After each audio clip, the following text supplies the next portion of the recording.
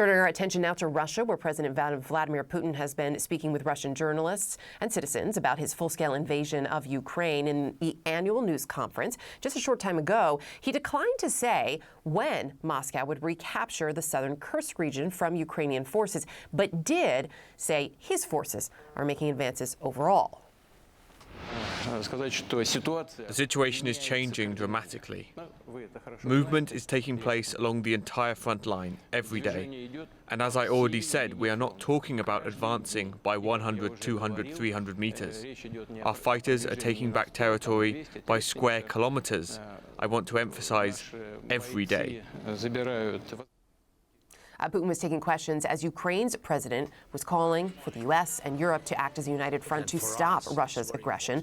Volodymyr Zelensky addressing European Union leaders at a summit in Brussels just a short time ago. CNN's Claire Sebastian has also been monitoring this news conference out of Russia, joining us now live. What else have we heard from Putin today? Yeah, Erica, I think, look, he was a very confident figure today, cracking jokes, talking pretty colloquially, and he went on for 4.5 hours, which I think at 72 certainly is designed to project his sort of stamina and vigor as he continues in his 5th term as the Russian president. In terms of news lines, there were a few. He talked about President-elect Trump. He said he would be willing to meet with him at any time, but he hasn't heard from him as of yet, and he hasn't spoken to him, he said, in over 4 years, which continues along the Kremlin's refuting of the reporting that we heard initially in Bob Woodward's book, that Trump had called Putin some 7 or so times since leaving office. So he talked about that. He talked about Syria and Assad, who, as we know, is now in Moscow, arrived almost 2 weeks ago. He hasn't met him yet, but he does intend to, he said, and when he does, he is going to bring up the issue of that missing American journalist, Austin Tice. He's also, he said, looking for a solution with the new leadership in Syria around the Russian bases there. So he talked fairly extensively about that. But overall, this was really an opportunity. He's not just talking to a domestic audience here, he's talking to a global audience to project Russian strength, to talk up their successes on the battlefield, to talk up the Russian economy, the Russian defense industry. And I think it was also an opportunity to reestablish the deterrent, in particular nuclear deterrent, in the face of continued Western support for Ukraine. He was asked about Western skepticism around that Oreshnik missile, the medium-range ballistic missile that Russia fired in November, and the thoughts in the West that Russia's claims that it cannot be shot down are false. Take a listen to what he said about that. Let them identify some target for destruction, say in Kiev, concentrate all their air defense and missile defense forces there, and we will strike there with Oreshnik and see what happens. We are ready for such an experiment, but is the other side ready? So that's a pretty out there way of re-establishing this deterrent, suggesting a sort of missile versus air defense duel in Kiev. But I think, look, overall, this is a Russian president who is clearly still laser focused on his special military operation, glossing over various sort of other challenges that Russia faces economically and in terms of demographics and things like that, and really sort of confident in the face of Russian gains on the battlefield.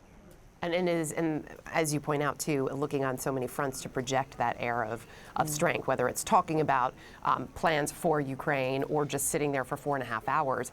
In terms of, the so-called goals that Vladimir Putin had with the initial invasion, did he get into any of that?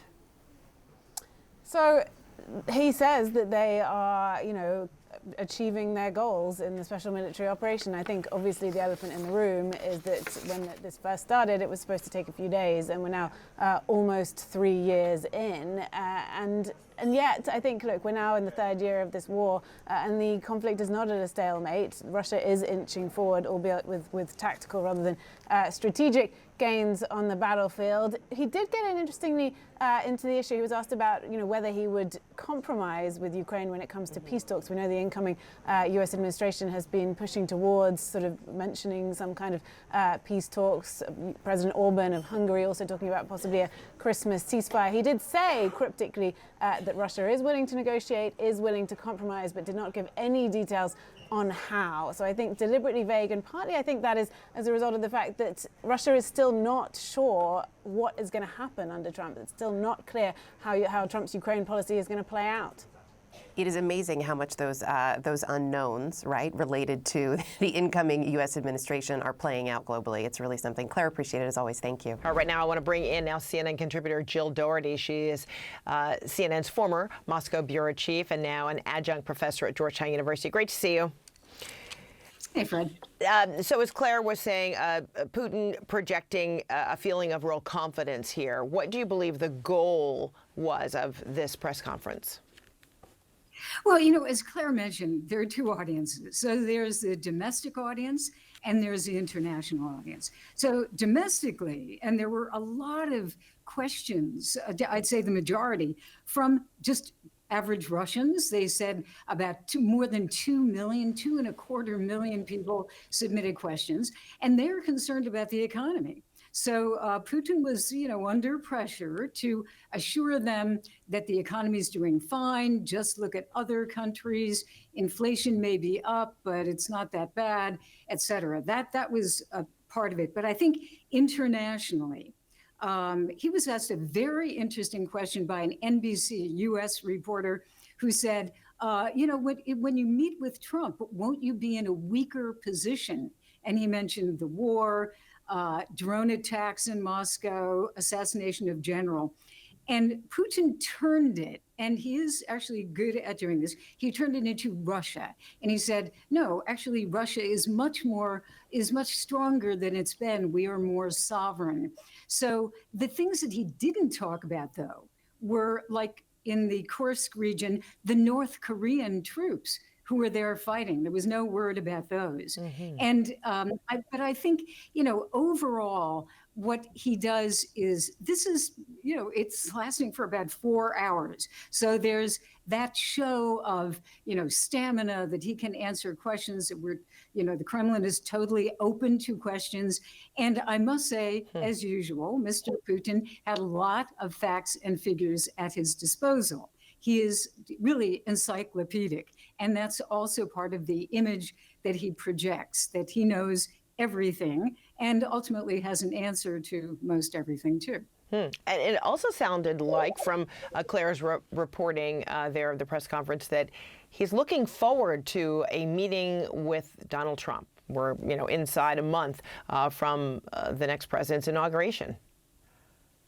Yes, and interestingly, he said, I haven't talked with him for 4 years. Now, there are some journalists who have actually said that he has indeed talked with Trump, but be that as it may, he said he had not. I wouldn't say there was anything particularly new in that. You know, he is open to talks. President Putin says that consistently. He's open to talks on Ukraine. One thing that he just said a couple of minutes ago was he was asked about Joe Biden pardoning his son.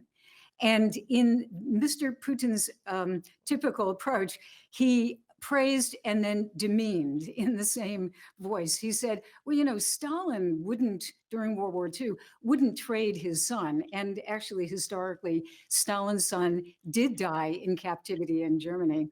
And he said, so, you know, Biden is a politician and you can be a politician. And then there's the human side. So I guess he was just a little more human. I would not condemn him.